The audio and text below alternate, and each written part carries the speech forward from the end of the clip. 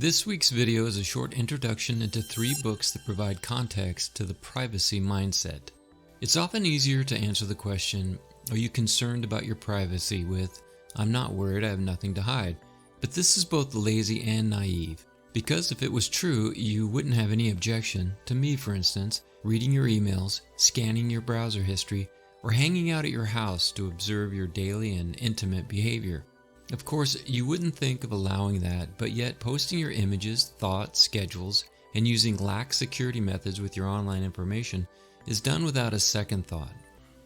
Shifting your perspective from I have nothing to hide to I have something to protect puts the practice of protecting your privacy and digital security into a different light. The following 3 books illustrate who and what you're protecting your information from and the steps you can take today to implement that protection.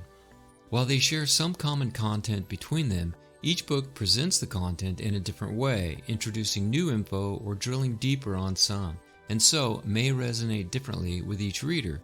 Combined, they'll give you a comprehensive view of the problem and suggestions for mitigating risk. Keep in mind, these are not exhaustive reviews, but a quick look at a few resources I think you'll find useful, and I encourage you to check them out for yourself. The primary focus of this book is on the technology, threat to consumer rights, and the corporate/government relationship that's diminishing our personal privacy in this modern age.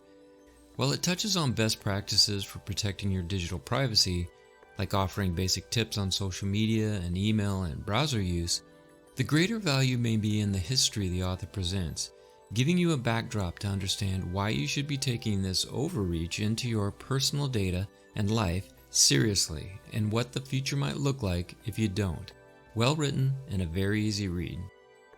I only had a passing familiarity with Cambridge Analytica and Brexit, but have never believed Facebook's claim that they value their users' privacy and attempt to reduce the user's exposure to extremist content. And while at the time I was aware the author was presenting his evidence to a United States Congressional Committee regarding digital influence operations and politics, I merely took much of it on face value. I knew it was going to be a complicated story, but I'm glad I finally read Wylie's book. He connects Facebook, WikiLeaks, Russian intelligence, and international hackers to clearly lay out just how data mining and psychological manipulation was used in the election of Trump and the Leave EU referendum.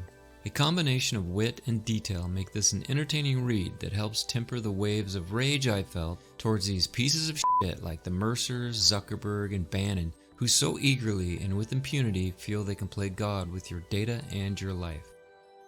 This last suggestion is by an author and podcaster who paints a sort of dark view of our technological modern world, but focuses more on the strategies and behaviors to combat the threats rather than explain how we got here. Many books in the genre are intimidating for the newbie to personal privacy protection because they tend to forget what the person who has no prior information really needs. This book is divided into levels of expertise and threat models, so you can pick your own adventure. It delivers whether you're a rank beginner or hardcore privacy nerd, and anything in between. And to make the information even more accessible, the author stays away from specific technologies that might soon be obsolete by the time you pick up the book, and instead reinforces the need for habit modification. With the recent revelations about Facebook and data broker sketchiness, today would be a perfect time to learn more on the subject, and these 3 books will put you on the fast track to personal privacy self-awareness.